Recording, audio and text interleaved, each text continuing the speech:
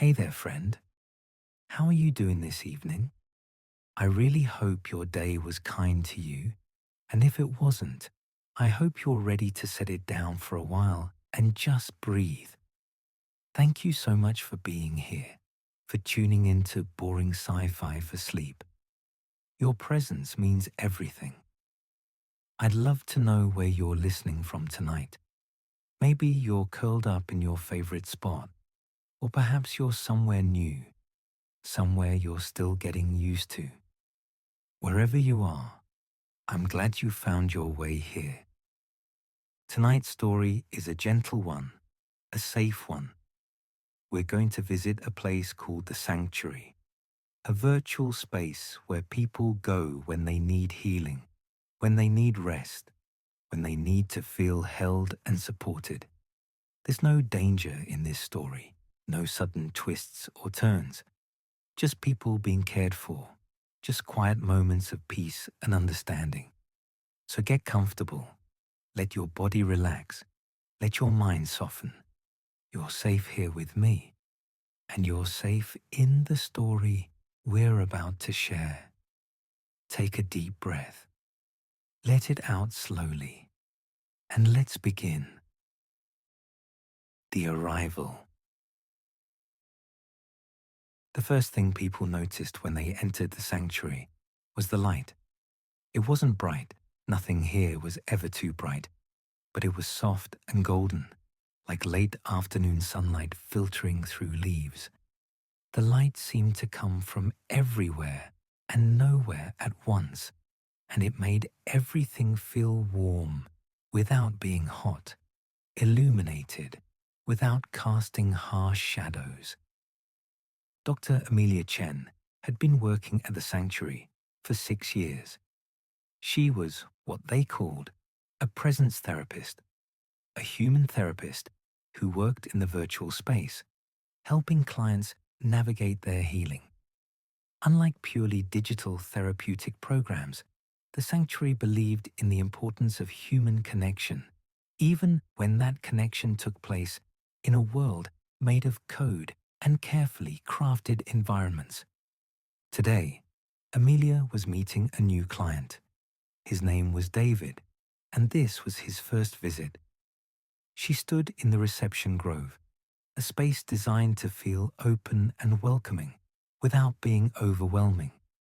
The ground was covered in soft moss that felt real underfoot. The haptic feedback systems were extraordinary.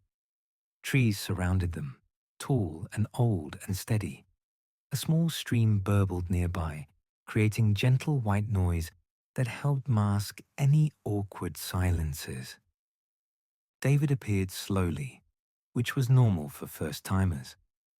The sanctuary's entry protocols were designed to be gradual, allowing people to adjust to the virtual environment without feeling disoriented or rushed. First came a vague outline, then colors, then details. Within 30 seconds, David stood before her, looking uncertain. He was tall, perhaps in his early 40s, with grey threading through his dark hair. His avatar looked very much like his real body. Most people chose that, preferring familiarity over fantasy.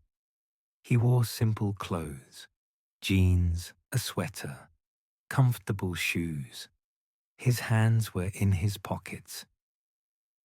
"Hello, David," Amelia said, keeping her voice soft and warm. "I'm Dr. Chen, but you can call me Amelia if you'd like. Welcome to the sanctuary." David nodded, looking around. It's very peaceful here." "That's the idea," Amelia said with a gentle smile. "Would you like to walk with me? We can talk as we go, or we can just walk, whatever feels right to you." "Walking sounds good," David said. He seemed relieved to have something to do with his body, some way to channel his nervous energy. They began walking along a path that wound through the trees. The path was wide enough for them to walk side by side, but not so wide that they felt distant from each other. Everything in the sanctuary was designed this way, to facilitate connection without forcing it, to offer safety without constraint. The architecture of healing. The sanctuary existed on servers distributed across 12 countries, but you would never know that while inside. It felt continuous, natural, real. The designers had spent years perfecting every detail, working with trauma specialists and neuroscientists to create an environment that promoted healing at a fundamental level. The colors were carefully chosen, soft greens and blues and earth tones that reduced anxiety. The sounds were calibrated to specific frequencies that encouraged parasympathetic nervous system activation. Even the way the light moved through the trees was programmed to mimic the most peaceful times of day, avoiding anything too bright or too dark. But beyond the technical aspects, the sanctuary was designed with something more important: choice. Every person who came here could shape their experience. If they wanted to be in a forest, they could be in a forest. If they preferred a beach or a mountain meadow or a quiet library, those environments were available. The space adapted to what each person needed. Amelia had seen thousands of clients over the years. She had walked with them through forests and sat with them on beaches and stood with them on cliff tops. She had listened to stories of loss and trauma, of pain that had no words, of wounds that had never been given space to heal, and she had watched as the sanctuary held them, supported them, and helped them find their way toward peace. David's story. As they walked, David began to speak, slowly at first, testing the words, seeing how they felt in this strange, safe space. "I was in an accident," he said, "about 2 years ago. A bad one. I was driving, and another car ran a red light, and—" He trailed off, looking down at the moss beneath their feet. Amelia nodded, not pushing, just acknowledging. "That must have been terrifying." "It was," David said quietly, "but I survived. Physically, I'm mostly okay. Some scars, some pain now and then, but nothing that stops me from living my life. But the other driver," he paused, swallowed, "she didn't make it." And there were passengers in her car. A child. Amelia felt the weight of his words, the burden he carried. "And you've been carrying that with you." "Every day," David said. "Every single day. I know it wasn't my fault. Everyone tells me that. The police, the lawyers, my family. But it doesn't matter. I was there. I was part of it. And when I close my eyes, I see it all over again. I hear it. The sound of metal, the glass breaking, the—" He stopped walking, and Amelia stopped with him. They stood there on the path, surrounded by the peaceful forest, and David's hands were shaking. "It's okay," Amelia said softly. "You're safe here. Your body remembers, and that's normal. That's how trauma works. But here, in this space, we can help your body learn that it's safe now, that the danger has passed."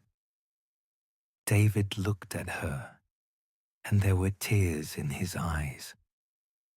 "Can you really do that? Can you make it stop?" "I can't make the memories disappear," Amelia said honestly, "and I can't take away the pain of what happened. But we can work together to help you carry it differently, to help you find moments of peace, even while holding something heavy.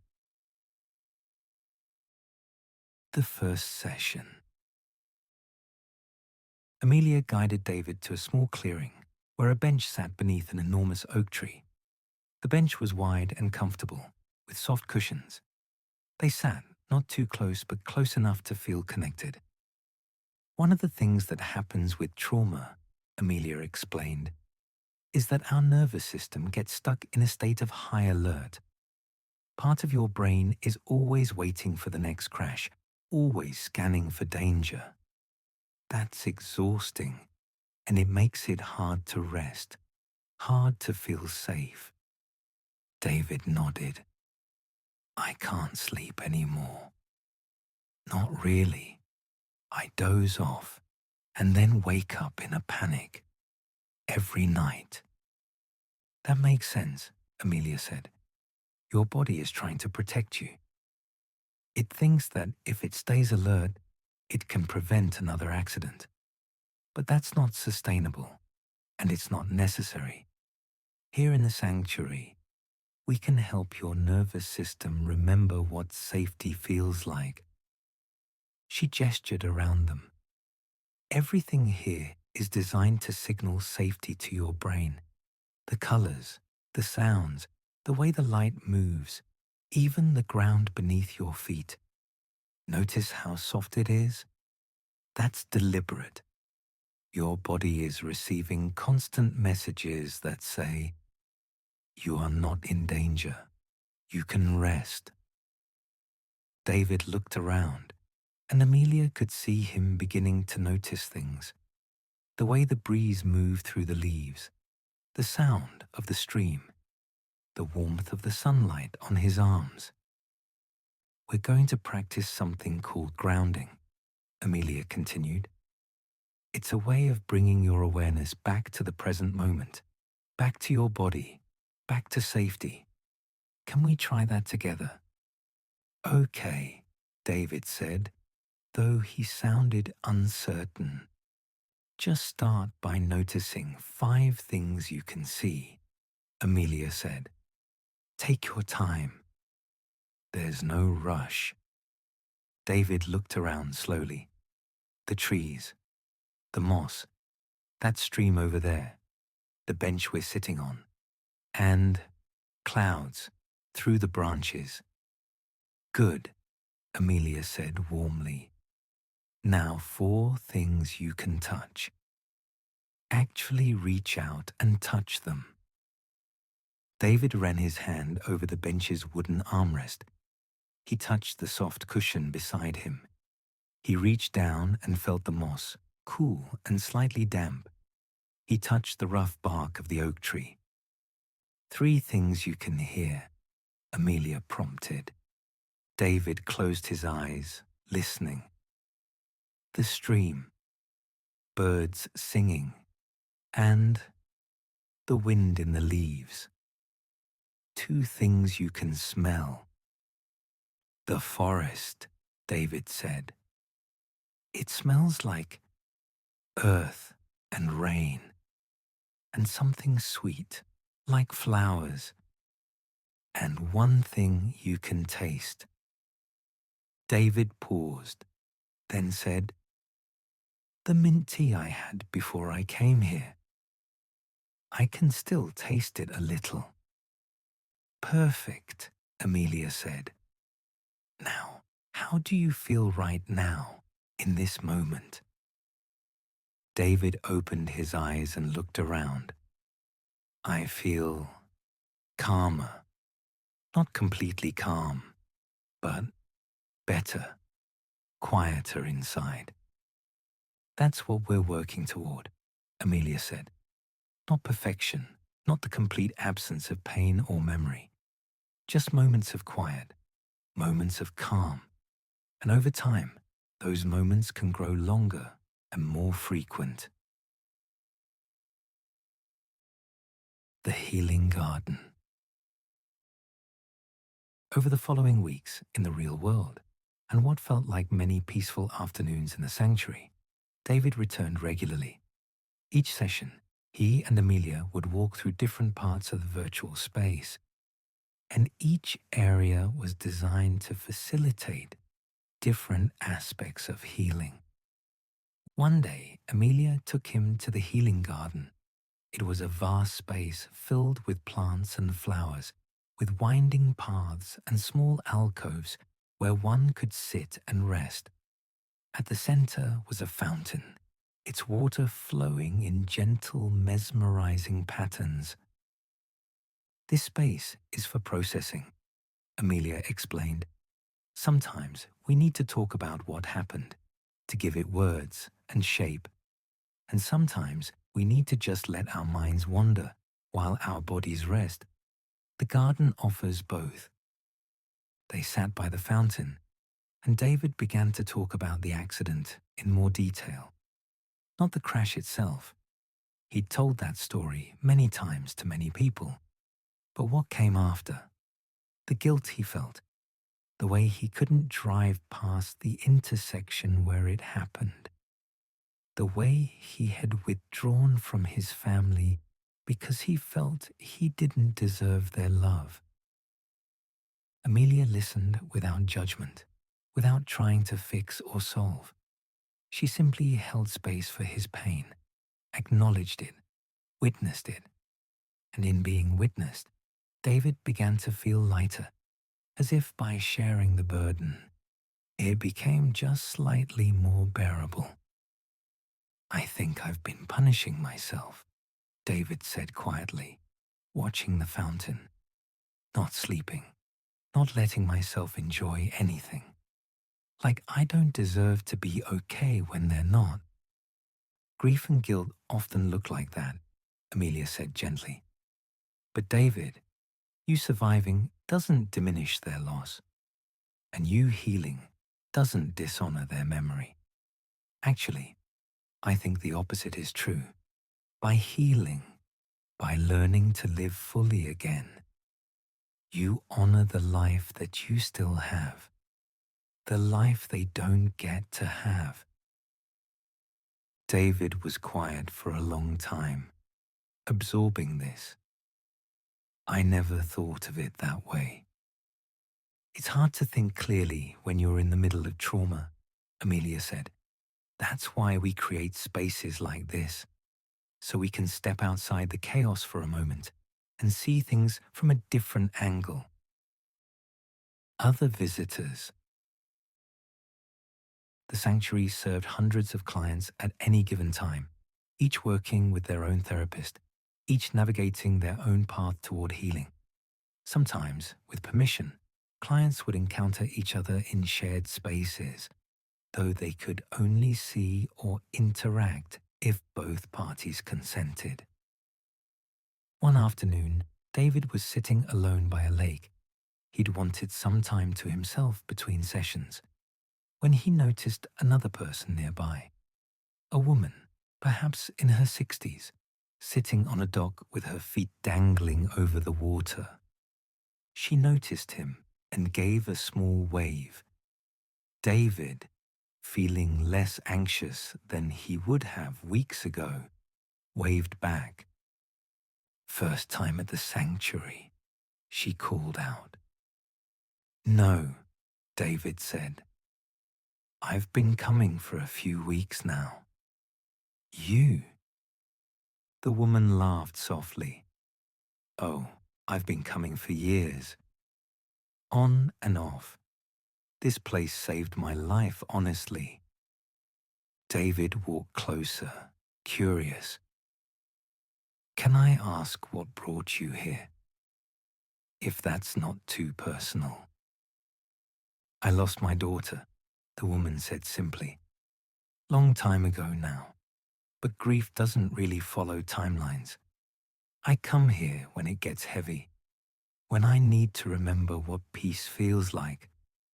I'm sorry, David said, and he meant it deeply. Thank you, the woman said, but don't be too sorry. I've made my peace with it, mostly.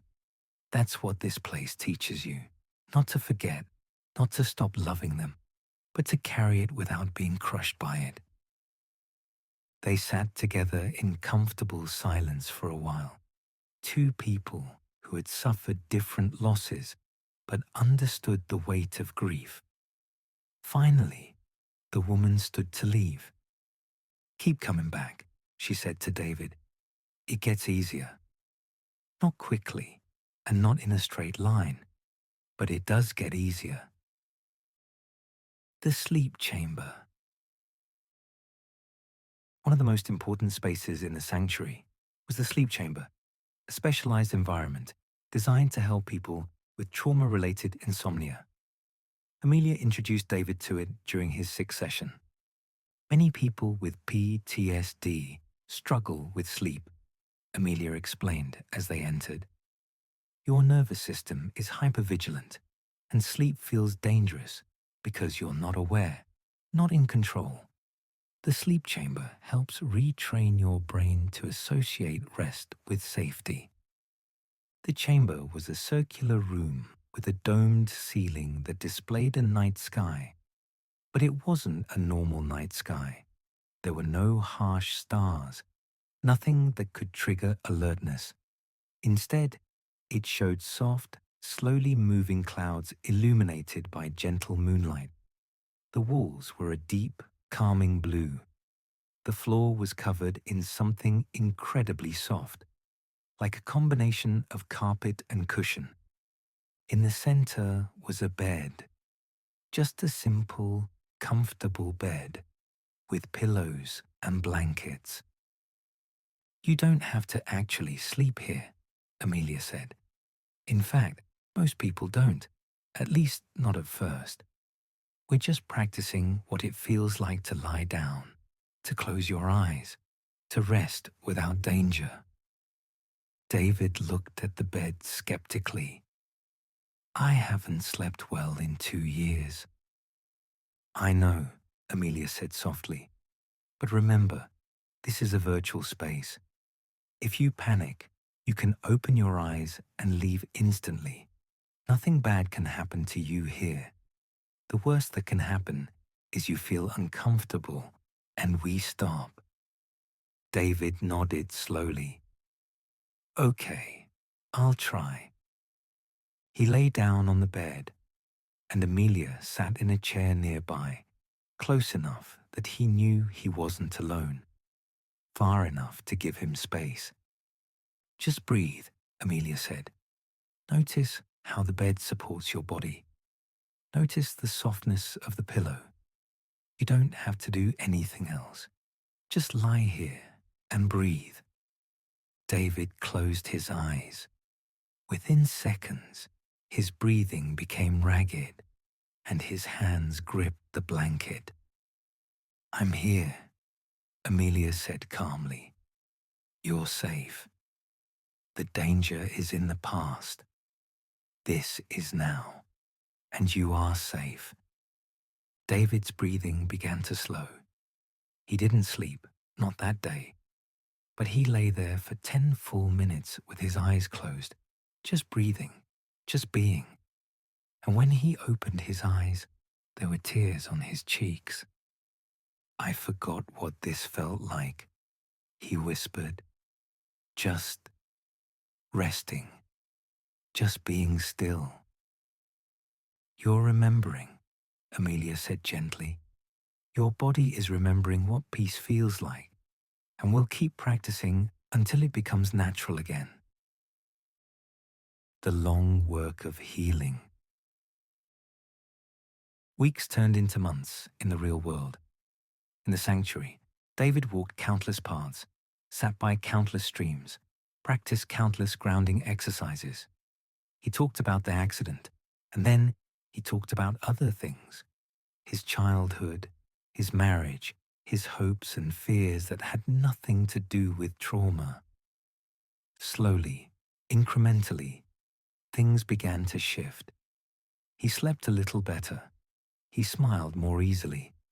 He could drive past the intersection without having a panic attack, though it still made him sad. He started letting his family close again, accepting their love instead of pushing it away. The sanctuary hadn't erased his trauma. The memories were still there. The grief was still there. But they were no longer the only things there. There was also peace. There was also hope.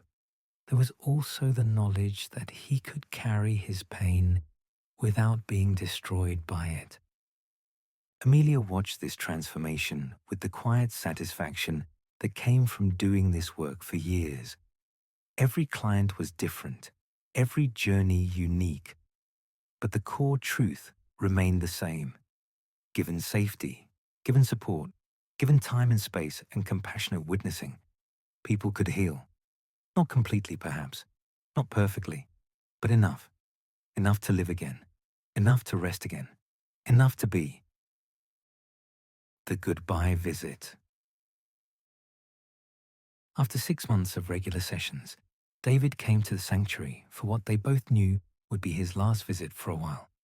He didn't need to come as often anymore. He was sleeping, he was functioning, he was healing. They met in the reception grove where they had first encountered each other. The same soft moss, the same gentle stream, the same golden light. "How are you?" Amelia asked, though she could already see the answer in the ease of his posture, the clarity in his eyes. "I'm good," David said, and it sounded true. "I'm actually good. I still have hard days, but they don't swallow me anymore." "That's wonderful, David," Amelia said warmly. "You've done incredible work." "You helped," David said. "This place helped. I don't think I could have done it alone." "You didn't have to do it alone," Amelia said. "That's the point. Healing isn't about being strong enough to suffer by yourself. It's about being brave enough to accept support, to let yourself be held, to trust that you're worth the effort of healing." They walked together one last time through the forest, talking about his plans, his hopes, the life he was returning to with new eyes and a lighter heart. At the edge of the grove, where the virtual space would release him back to reality, David paused.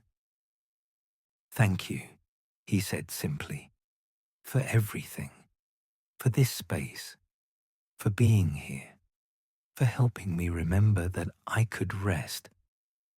"You're welcome," Amelia said. "And David, you can always come back if you need to.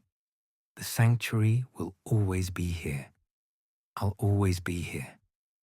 David nodded, smiled, and then he was gone, fading gradually back into the real world. Amelia stood alone in the grove for a moment, feeling the satisfaction of work well done. Then she turned, ready to meet her next client, ready to offer the same gentle, patient presence, the same unwavering support. Because this was the work.